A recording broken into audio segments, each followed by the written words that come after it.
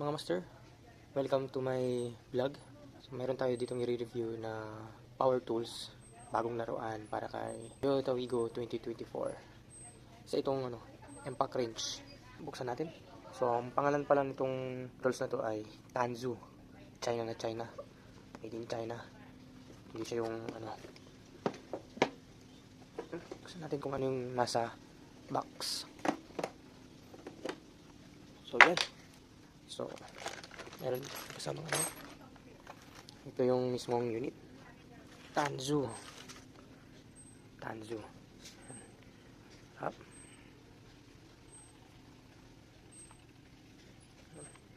So, wala tayong ibang makikita dito sa kahit na label or anong torque siya. Brushless.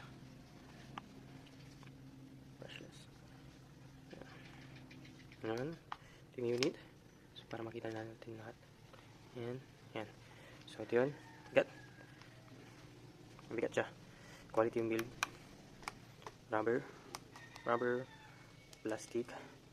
Metal. Plastic. Rubber para sa grip. Plastic. Yan. Ito yung battery niya. Wala talagang Chinese na Chinese. 10 cells. So, 10 battery ang laman nito. Battery. Made in China. So, hindi siya imitation, hindi siya rebranded or any Mayroon din siyang charger. Ito yung charger. Maganda yung charger niya. Gan lang pero. At mayroon din siyang user. Actually hindi siya user manual. Mga catalog lang. So, yung freebies niya. Mga deep socket wrench para sa ating unit. Hindi ko na isa-isahin kung ano yung laman nito, no? So, at least meron ka na mga gamit dito sa binigay ni Tanzu. Start natin. Yan, ganda. Bigat yung unit. Tapos ito yung niya, reverse. So, ito yung unit natin, no? So, makikita nyo, napakaangas. Galing.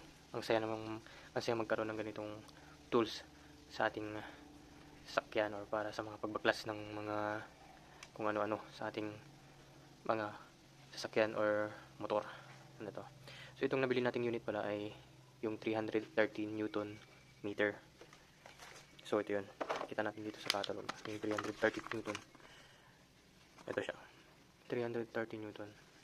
So, ito yung napili ko para lang sa mga malilit na sasakyan, kagaya ng Wigo 2024. Para hindi siya mabilog yung pag nag-iipid tayo. So, meron din ditong 600 Newton meter.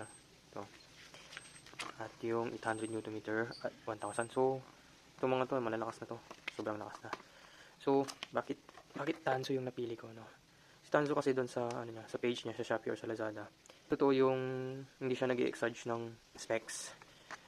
Hindi kagaya sa ibang brand na naka-advertise doon 800 Newton meter or 1200 Newton meter, pero ang tunay na output niya ay mga ganito lang kababa. So, si Tanzu nag-advertise talaga ng tunay na force. So, ito yung napili ko.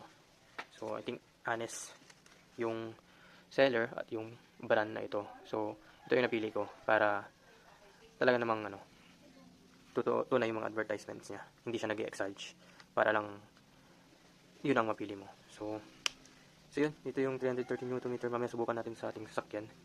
So, kung i-compare ko pala yung build quality niya kay Powerhouse. Medyo malapit na rin siya kay Powerhouse. So, kunin natin yung Powerhouse natin. Yan, Powerhouse natin. So yan. Ito yung Powerhouse. Si Tanzu. Drill. Ayan. Sa build quality, makikita mo na ang kapal ng ginagamit ng Powerhouse. Sa rubber, malambot. Kaya medyo matigas ng rubber niya. Yung rubber ni Powerhouse, malambot. Yan. Mas mabigat to siyempre kasi impact wrench. Sa 10 cells, itong si Powerhouse, 5 cells lang ito. Kaya ito siya kanipis. Interchangeable yung yung battery niya. Pwede natin magamit dito. Yan.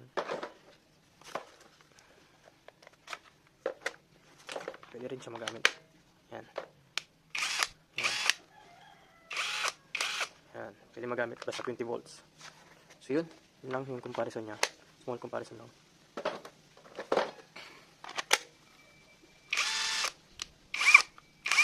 So ito yung settings niya. Pag naka-loosening ka ng bolts, ito. Loosening bolts. So, nag-i-stop siya. Nag-i-stop siya. Kusa. Pero kapag pinindot mo siya yung green, pinindot mo siya once, magdedire-diretso yan. Pag pinindot mo ng isang beses, tapos nakailaw yan, yan yung auto stop. Sa reverse naman, sa naman, tightening, ito, tightening, lipat mo lang to. Tightening. Yan. So, ang nakailaw naman, ito. Ito yung low speed. Pasensya na, Chinese.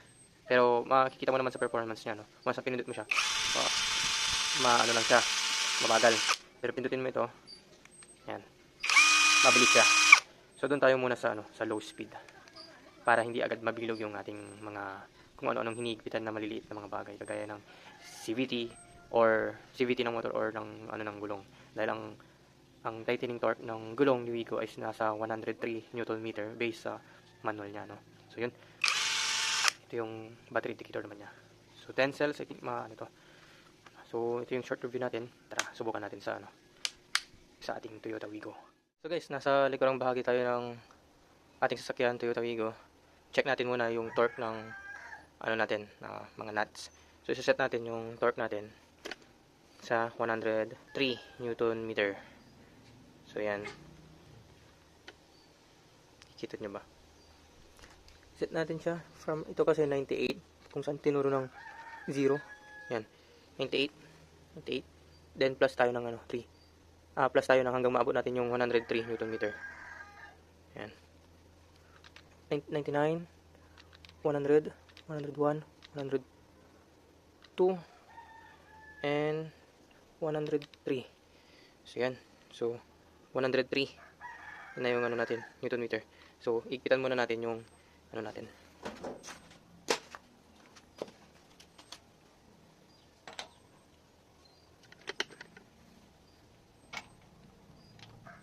Pag nag-click ito, yun na yung torque niya. Ibig sabihin, nabot niya na yung 103 na Newton meter. Yan, nag-click. Yan, click. So, ibig sabihin nun, hindi na siya angat pa sa 103 Newton meter at hindi na higpit yung ating bolt para iwas tayo sa loose threads or cross threads. Yan. Yan. So, 103 Newton meter gamit itong ating. So, ito. Gamitin na natin pang luwag si Tanzu. Gamit yung free na number 21. Yan. Number 21. Then, lagay natin sa reverse, loosening. And, muna tayo. Automatic stop after ng loosening ng bolt. So, try na natin. Yun. Yun. Sinisisiw niya lang yung pagluluwag. Yun. Maluwag na. So, maluwag na ang ating Try naman nating higpitan gamit itong tightening. Yan. Tapos sa low speed muna tayo.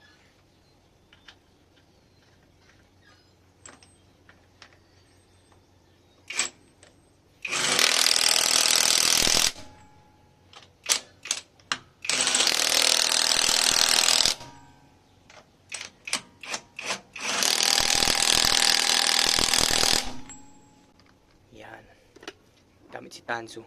Galing lang magbaklas. Madali lang magbaklas. So, check naman natin kung tama yung torque niya. Yung higpit ng ating impact wrench. Kung 103. Check natin doon sa ating torque wrench. Check natin ito, 103 Newton meter. Kung tama ba yung higpit niya. Nakahigpit pa ako.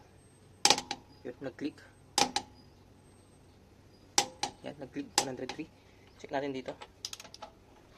Yung isa pa, kung nakahigpit siya ng 103 Newton meter. So yun, nakahigpit pa ako. Yun, 103 Newton meter. So, based dito sa natin, parang kulang ng 103 Newton meter yung higpit niya. So ilagay natin sa high speed. So ngayon, ilagay natin sa high speed dito. Yan. Yan, mas mabilis. No? High speed. Okay, check natin. Huwag muna nating higpitan ito. Try muna natin.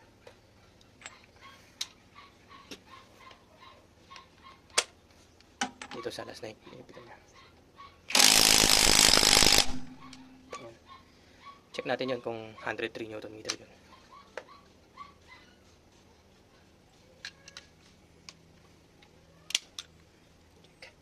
Check. Yun. So, hindi na ako gumalaw.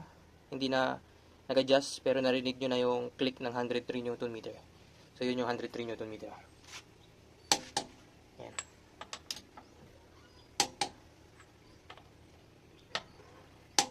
Yan. So, itong last na hindi natin ginalaw, 103 Newton meter na ito talaga. Yan, check natin, 103 Newton meter. So, itong hindi natin ginalaw na 103 Newton meter kanina, nung nag-upisa yung video natin. Try nating buksan ngayon. Auto stop. Yan. Yan. So, maning-mani lang yung pagbubukas ng 103 Newton meter dito.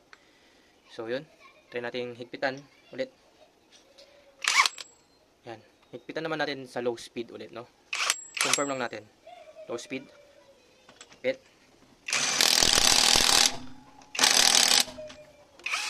Low speed. Check natin ulit sa natin, torque wrench natin. Kung 103 Newton meter yung higpit ng low speed natin. So, check. Check. Kung gagalaw pa. Yun. So, gumalaw nga, no? Yan, gumalaw nga. Gumalaw pa rin. At 103 Newton meter. So, yung low speed niya, hindi siya nakakahigpit sa 103 Newton meter. So, yun. Try natin ulit baklasin to.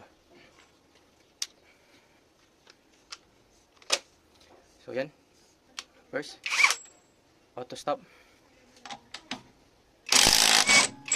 Yan, tanggal.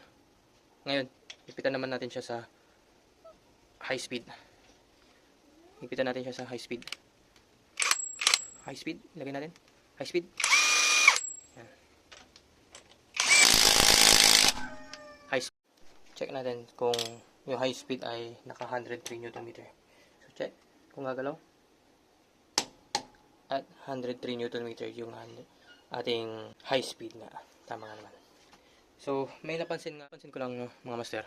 Every time na gumagamit tayo ng impact wrench, dahil mabilis kumilos itong ating dulo, ginagasgas niya yung mugs. So, nagkakaroon siya ng dito. So, siguro lagyan na lang ito ng tape or anything na pwedeng pang sara para hindi magasgas yung mugs. Medyo matalas din kasi. Tatama siya dun sa mugs. So, makikita nyo yung mugs ko ngayon. Mayroon na siyang kasamang gasgas. Ay, may gasgas na siya. Yun. Makikita nyo. May gasgas na gasgas yung ng mugs. At nakakabahala yun pag gagamit kayo ng impact wrench. So, mas maigi. Lagyan natin ng dulo. Yung rubber tong natin. So, that's it for the reviews ng isang bagong laruan natin para kay Toyota Wigo 2024. So, yun guys, no? So, sa halagang 1448 or nasa 1.5 na, meron ka ng cordless, brushless impact wrench galing kay Tansu. Ganda ng unit. So, yun guys, huwag kalimutan mag-subscribe sa aking channel. Thank you. Hanggang sa muli.